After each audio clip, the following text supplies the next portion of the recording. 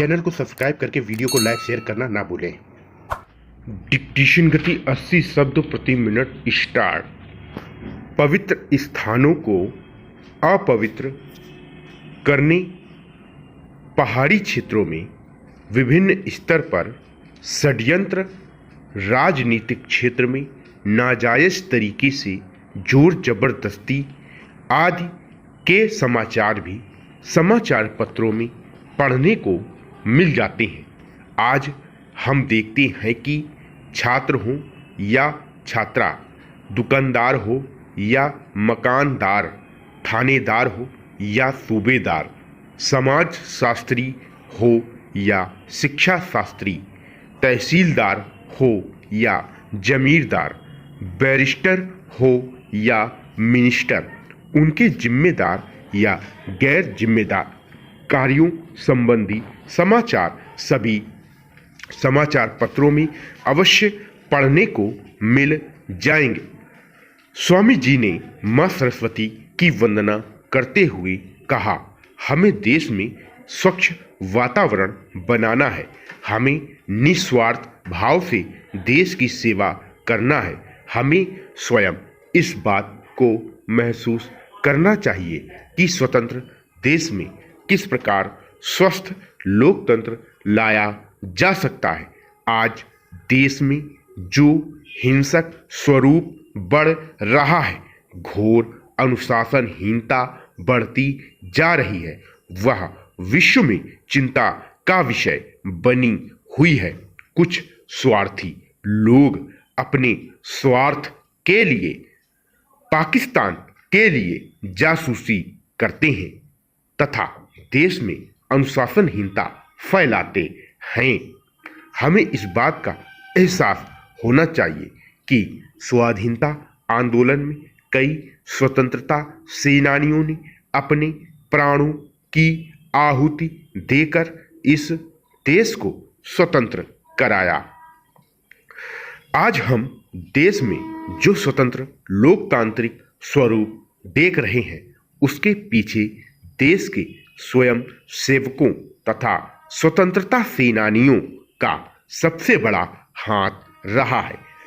स्वतंत्रता के बाद देश के सामने सबसे बड़ा सवाल यह था कि देश के हिंसक स्वरूप को कैसे बदला जाए। स्वतंत्रता के बाद जगह जगह स्वागत समारोह आयोजित किए गए, स्वागत समितियां बनाई गईं तथा स्वागत कक्ष स्थापित किए गए। देश के हर स्वतंत्रता प्रेमी को यह महसूस हो रहा था कि अब हम देश में स्वस्थ लोकतंत्र स्थापित करके ही रहेंगे। स्वयंसेवी संस्थाओं के साथ स्वाभिमानी लोगों ने भी स्वदेशी वस्तुओं को स्वीकार किया, जिसके परिणाम स्वरूप देश के लोगों में राष्ट्र के प्रति जागरूकता पैदा हुई।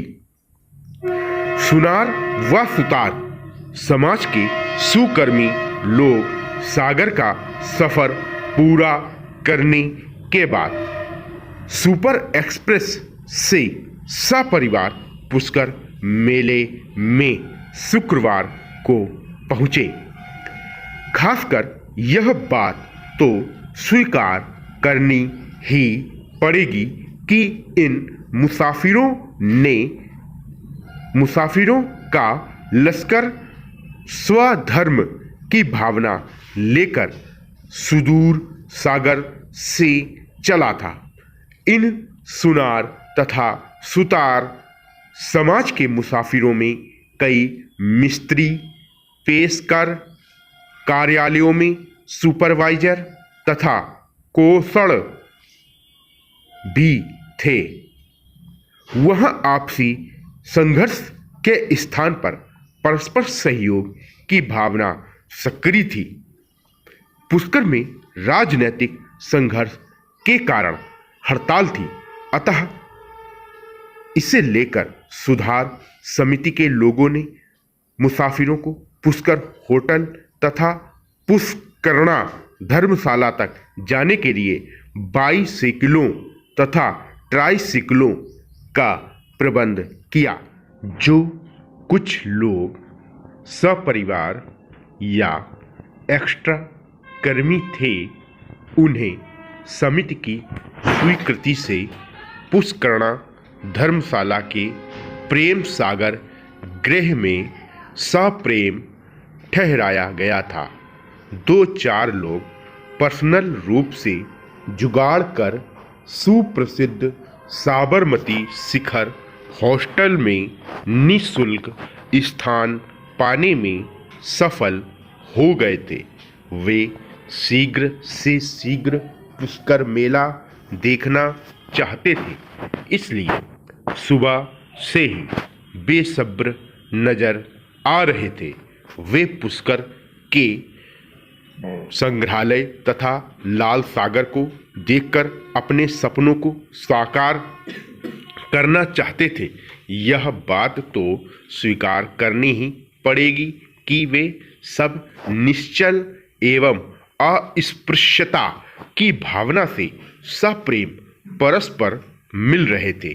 शुक्रवार को पुष्कर में स्ट्राइक होने के कारण कई मुसाफिर विस्तार से सुपर बाजार व खासकर पुराने हिस्टोरिकल स्मारक नहीं देख पाए।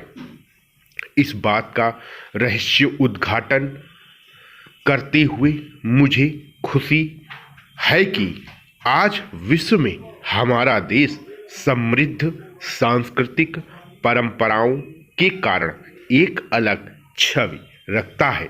उत्सवों के इस देश में कई तरह की समस्याएं भी देखने को मिल जाएंगी। आज देश में गरीबों का शोषण बहुत हो रहा है। उनके लिए राशन की समुचित रूप से व्यवस्था नहीं होती है। राष्ट्रपति शासन के दौरान भी इलेक्शन जीतकर कई पार्टियां शासन में आती हैं तथा देश से गरीबों के शोषण को समाप्त करने की बातें करती हैं। देश के गरीबों को अपने भरण पोषण तथा बच्चों के पालन पोषण हेतु कई समस्याओं का सामना करना पड़ता है। प्रधानमंत्री ने अपने एक अध्यक्षीय भाषण में स्वीकार किया था कि देश में शोषणकारी प्रवृत्ति बढ़ती जा रही है। राष्ट्रपति महोदय ने भी संसद के उद्घाटन भाषण में कहा कि प्रशासन को अपनी नीतियों का विश्लेषण कर लोगों के रहन सहन को ऊंचा उठाना चाहिए। आरक्षण संबंधी एक सर्वेक्षण रिपोर्ट से पता चलता है कि नौकरियों में आरक्षण पाना ही इस देश के लोगों का मुख्य उद्देश्य हो गया है। आरक्षण नहीं मिलने पर जगह जगह आरक्षण देने के प्रश्न पर लंबे भाषण देती है तथा आरक्षित सीटें भरने हेतु लोगों को आश्वासन देती है। दूरदर्शन पर भी आरक्षण विरोधी लोगों को बताया जाता है। कल सुबह रेलवे स्टेशन पर अनशनकारियों ने निरीक्षण समिति के सदस्यों का आरक्षण के मुद्दे पर घेराव कर लिया तथा अल्पसंख्यकों को भी संरक्षण देने की बात कही।